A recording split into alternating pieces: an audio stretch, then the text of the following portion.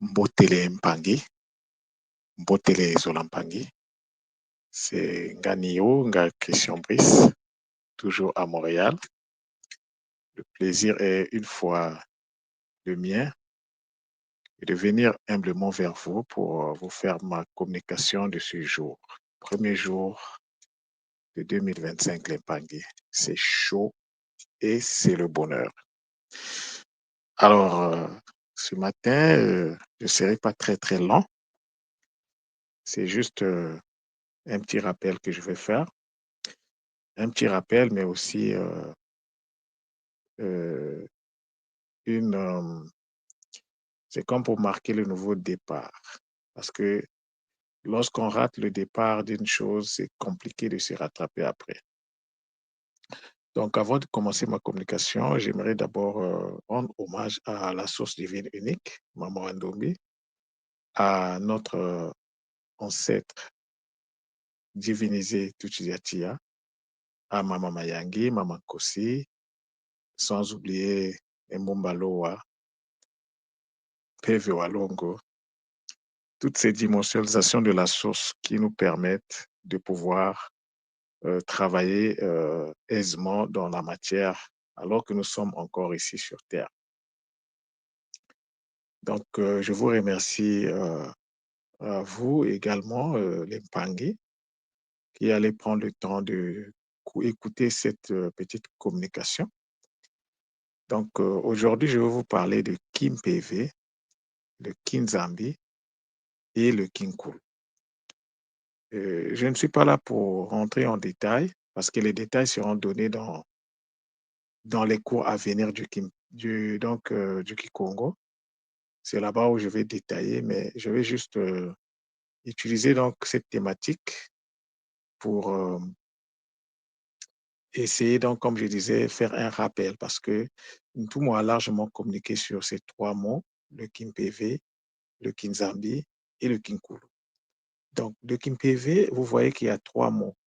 Alors, dans la tradition, les choses se placent toujours en trois, fonctionnent toujours en trois pour donc marquer ce qu'on appelle les Makuku Matatu. Et donc, ici, le Kimpv donc, représente Nsaku, le Kinzambi représente Mpanzu et le Kinkulu représente Nzinga. Mais lorsqu'on parle des Makuku Matatu, ce que vous devez comprendre, c'est que chaque coucou, donc un coucou, ça renvoie à une double canalisation. Donc, chaque pierre, la pierre, donc un coucou, c'est une pierre que les mamans utilisent pour former le foyer sur lequel on va donc poser la marmite et en mettant le feu bien sûr en bas parce qu'un foyer sans feu, ça va servir à rien du tout. Donc, chaque coucou, en fait, porte en son sein son. Si par exemple on parle de Nsaku porte en son sein son Panzu et son Zinga.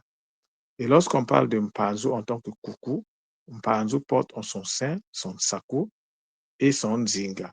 Et lorsqu'on parle de Nzinga en tant que coucou, Nzinga porte en son sein son Tsaku et son Panzu. Donc, chaque coucou représente en fait trois choses. Et donc, lorsque vous multipliez 3 par 3, vous trouvez 9. Et ce chiffre-là n'est pas anodin. Mais aujourd'hui, ce n'est pas le but de la communication. Alors, le KimPV, c'est quoi? Le KimPV, c'est la connexion directe au divin intérieur. Alors, cela se met en place facilement lorsque nous naissons dans des familles qui sont éduquées dans ce qui concerne donc la spiritualité ancestrale, la connaissance ancestrale. Lorsque la famille a la connaissance, c'est ce qu'il faut faire avant la naissance de l'enfant. Donc, la famille va éduquer l'enfant de façon que l'enfant puisse se connecter directement à son divin intérieur. Et cela va permettre également à l'enfant de ne activer que les ancêtres matiques qui sont dans son patrimoine génétique. Tout le monde a largement expliqué ça. Donc, le KimPV, c'est la connexion directe au divin intérieur.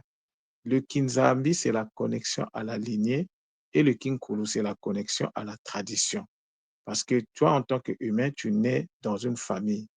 Donc, il y a d'abord toi. Donc, le KimPV ici représente toi, ta personne.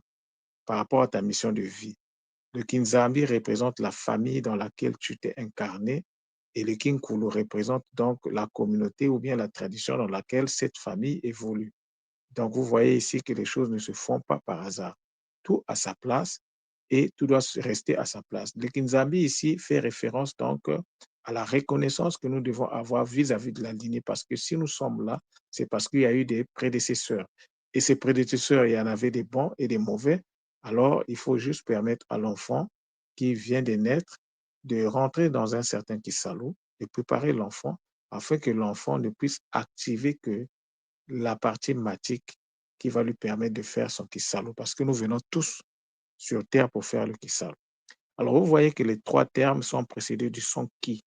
Le son qui ici a toute son explication et toute sa place. Le qui ici représente donc la construction qui doit prendre en compte l'énergie et la matière. C'est-à-dire que l'enfant doit se construire. Nous sommes ici pour nous construire. L'humain ici sur Terre est en construction. Nous ne sommes pas des êtres créés, mais nous sommes des êtres, oui, si vous voulez créer, mais la création, il faut la compléter par la construction du corps énergétique. Alors ici, donc, le qui ici renvoie à nous permet de prendre en ligne de compte deux aspects très importants. Nous avons donc l'énergie et la matière, qui, une fois mis ensemble, permet donc de constituer un corps. Donc, tout ce qui existe, tout objet physique a une partie physique que nous voyons, mais il y a aussi également une partie énergétique. Et donc, aujourd'hui, c'est le premier jour, c'est l'entrée officielle notre entrée officielle en tant qu'école initiatique Kimontu dans ce que nous appelons le Kinzabi. Donc, pendant 10 ans, on a travaillé dans le KinPV et là maintenant, officiellement, nous rentrons dans le Kinzabi. Donc, le Kinzabi ici, ça va constituer donc la source de notre pouvoir dans la matière. Tout le monde nous dit souvent que la maîtrise de la matière nous donne donc le droit à la parole. En fait, le droit à la parole ici, c'est le pouvoir donc, lorsqu'il s'agit de pouvoir parler. Alors, ce pouvoir-là, nous devons rentrer dans le Kinzam. Ce n'est pas pour rien que tout le monde nous demande de rentrer dans le culte des ancêtres, parce que notre force, ça vient de là. Et donc, pendant 10 ans, nous avons travaillé sur donc le KIMPV. Et pendant 10 ans, donc 2025-2035, nous allons travailler donc dans la construction du Kinzambi. Le Kinzambi, c'est l'un des trois coucous, donc comme je l'ai expliqué, du Makuku Matatu. Donc, le Kinzambi, ce n'est pas un simple mot, c'est toute une construction. Le qui, c'est une construction, c'est-à-dire qu'il y a un qui salo que nous devons faire pour faire que le qui soit une réalité dans notre vie. Mais le Nzambi, il y a aussi également un qui ça doit faire. Alors, lorsque j'examine le mot Kinzambi, c'est toute une procédure à suivre en fait pour arriver à ce résultat. C'est-à-dire que le mot en lui-même, c'est un concept, mais le concept, il faut l'intégrer. Le concept, il faut le matérialiser. Quand vous n'arrivez pas à intégrer ou à matérialiser un concept, le concept va se présenter en vous en tant qu'événement. Et là, c'est compliqué. Donc aujourd'hui, nous nous plaignons, il n'y a pas le Mpanzu fait de... Mais parce qu'on n'avait pas pu, ou bien on ne savait pas que le Mpanzu, c'est toute une procédure qu'il faut intégrer à travers le Kinzambi. Donc, si on n'est pas conscient de ça, ça sera chaud l'impangue. Donc, dans la tradition, tout est question de construction. Tout est question de construction.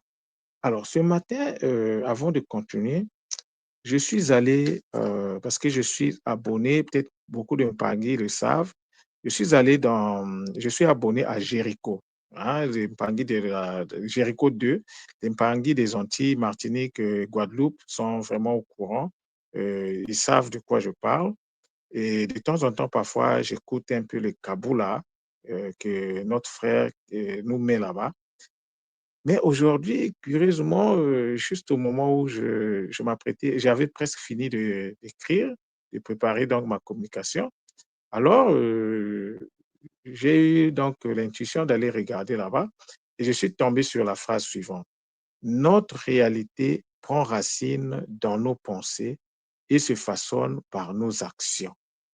Notre réalité prend racine dans nos pensées et se façonne dans nos actions». Eh beh, il a écrit des choses merveilleuses. J'ai l'impression qu'il est c'est comme s'il était de l'école qui monte. Parce que tout ce qu'il a mis là-bas, c'est à l'heure du jour, ça épouse vraiment la vision que nous avons actuellement, par rapport à comment nous devons fonctionner dans l'UNZA, les objectifs, ne pas regarder le passé. En tout cas, il a abordé tout ça, mais moi, ce qui a retenu mon attention, c'est la phrase qui dit: «Notre réalité prend racine dans nos pensées et se façonne par nos actions». Donc, tu peux avoir des pensées, oui, c'est bien.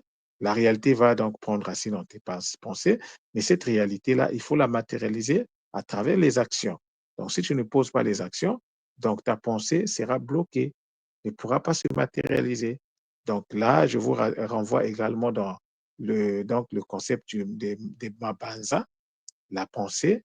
Et donc, à cet effet, tout m'avait fait un travail pédagogique de haut vol pour pouvoir nous expliquer ça.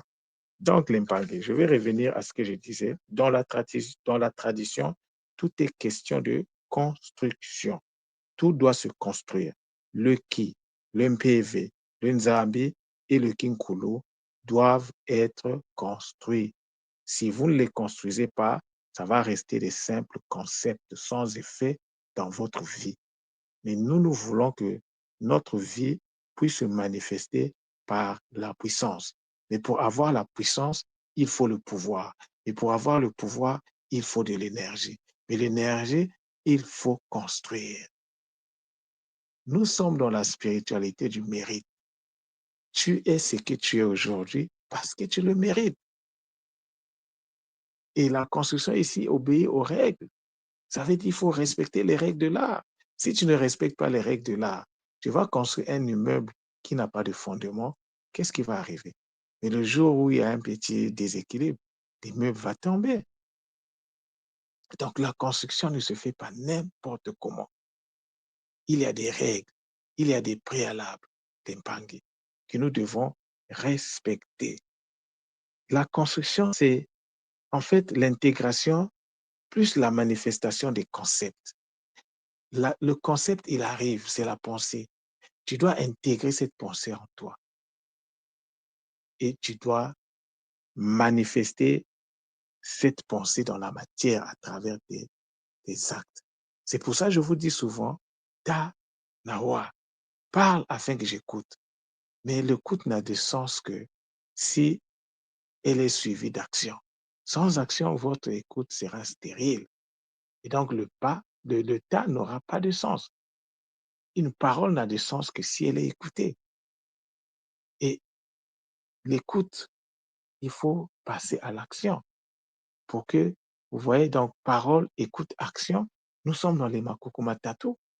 Si tu ne fais pas ces choses-là dans ta vie de tous les jours, ta vie ne pourra pas émerger, ta vie ne pourra pas t'apporter des fruits. Parce que à quoi ça te sert d'avoir une bonne idée si cette idée-là, tu ne la mets pas en pratique? Tout est fonction, tout se ramène à la construction.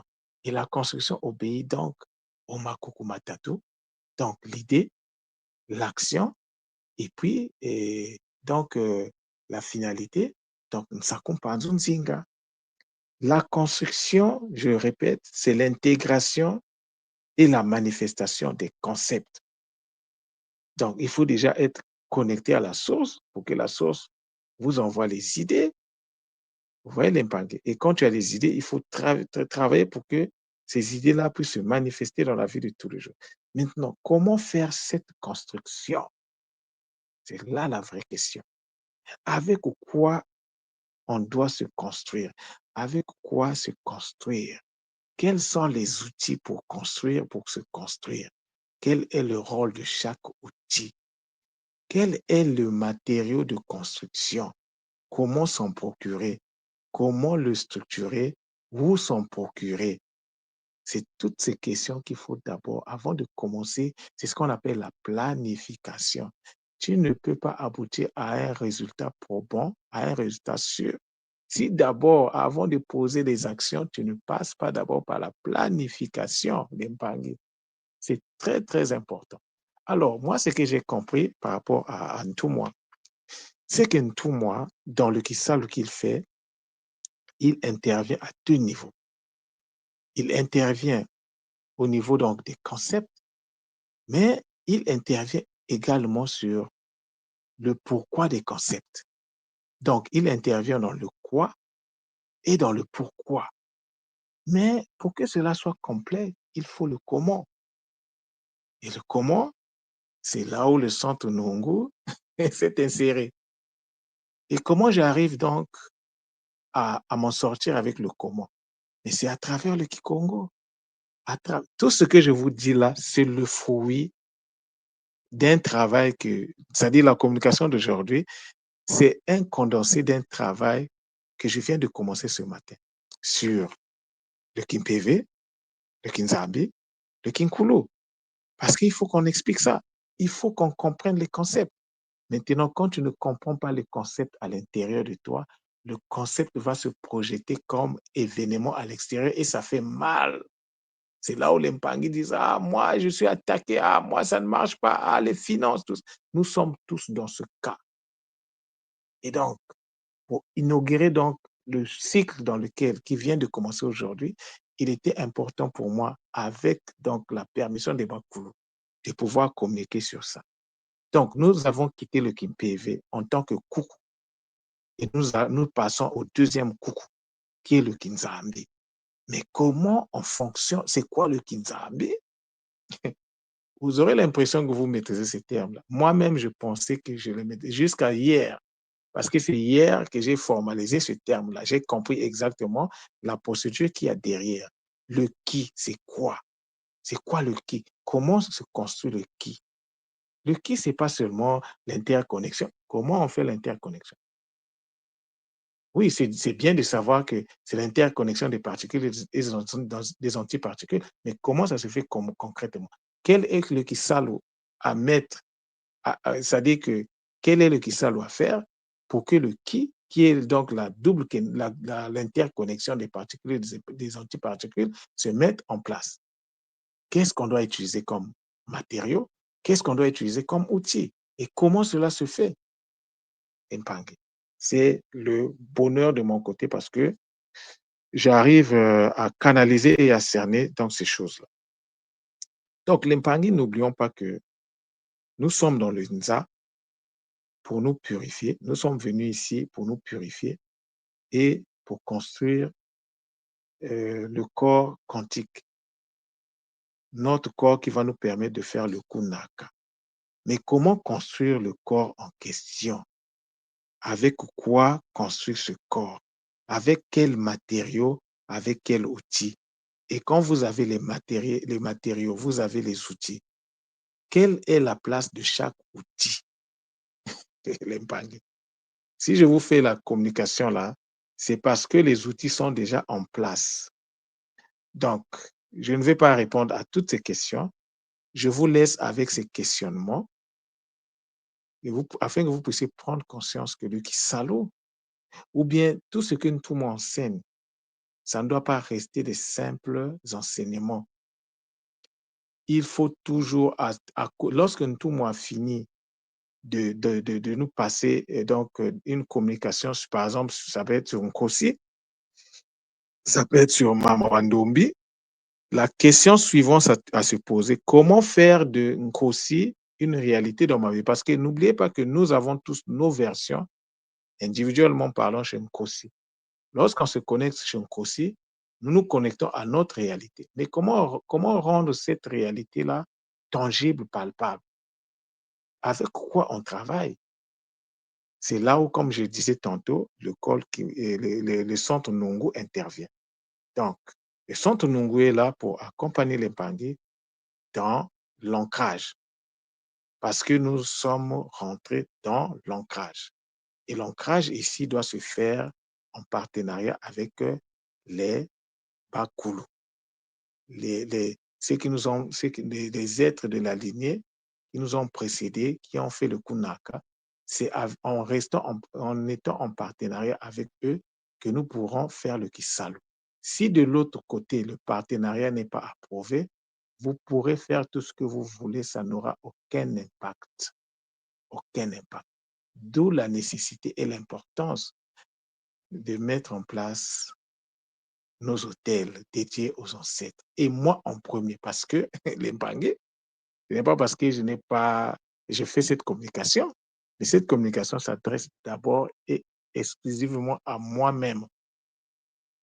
Bon, ce n'est pas que je n'ai pas voulu mettre, mais je suis lié à des contraintes qui vont me demander un peu de patience. Mais les Bakoulou savent que je suis conscient de ça, que l'hôtel doit être mis en place afin que les choses se mettent en place.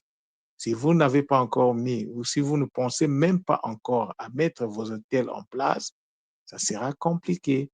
Et pour mettre les hôtels en place, donc, euh, il faut donc accéder aux communications que tout m'avait fait sur les bas Koulou. C'est là-bas, vous allez savoir qu'est-ce qu'il faut faire. Et moi, en ce qui me concerne, euh, il y a des choses, il y a des prérequis qu'il faut déjà avoir. Hein. Il faut avoir ton mythe fondateur. Alors, moi, j'ai déjà écrit mon mythe fondateur. Je vais juste, quand j'en aurai l'occasion de voir avec tout moi comment le faire, comment j'ai déjà écrit mon mythe fondateur. Je vais écrire le mythe fondateur de ma lignée parce que j'ai au moins le nom de mes ancêtres jusqu'à à peu près la troisième génération. Ça a été maîtrisé. Donc, je vais devoir le faire. Je ne l'ai pas encore fait, pour être honnête avec vous, mais je suis conscient qu'il faut le faire. Mais je l'ai déjà dans ma tête, dans ma pensée, je l'ai déjà. Il me reste à façonner cela, comme je disais tantôt, d'épargner. Donc, pensons à, pour que donc le départ soit un bon départ, nous devons penser à comprendre les concepts liés au Kinzambi, parce que là, nous sommes rentrés dans le Kinzambi. On a laissé le Kimpévé, nous sommes rentrés dans le Kinzambi. Et pendant 10 ans, nous allons travailler dans le Kinzambi. Mais le travail du Kinzambi se réfère au Mpanzu. Donne-moi le droit à la parole. Mpanzu, c'est ce que ça veut dire. Donne-moi, Mpanzu, donne-moi le droit à la parole de façon consciente, que lorsque je parle, que je parle avec toute ma conscience. C'est cela la définition de Mpanzu. Panzo, ça ne veut pas seulement dire la maîtrise de la... Oui, quand tu rentres, tu vas faire sortir donc cet élément. Mais le mot panzo, ça veut dire donne-moi accès à la parole. Et nous savons que la parole est associée au pouvoir. C'est pour ça, hier, je vous ai parlé de l'énergie, du pouvoir et de la puissance. Mais le pouvoir, c'est démonstratif. Un pouvoir qui ne se manifeste pas, c'est un pouvoir qui est latent. C'est un pouvoir qui dort. Et le pouvoir doit être dynamique. Et pour que le pouvoir soit dynamique, il faut que l'énergie soit dynamique. Vous voyez, donc le pouvoir, la puissance est le résultat manifesté du pouvoir accumulé à travers l'énergie que nous avons en nous. Tempangi, c'était vraiment un bonheur de faire cette communication avec vous. Donc, euh, à titre de rappel, n'hésitez pas, le centre Nongo, moi, je ne suis pas dans les histoires de la Saint-Sylvestre. Donc, je suis en train de travailler. Donc, même le jour de l'an, je travaille. La preuve, il fallait que je fasse cette communication. Donc, les Mpangé qui veulent en profiter pour m'appeler, pour échanger avec moi, en tout cas, je suis disposé et disponible. Vous pouvez le faire. Voilà, donc c'est avec bonheur que j'ai donc livré ce message de la part des Bakoulou. Et donc, je vous dis Matondo, Matondo, Matondo, Zola, Zola, Zola.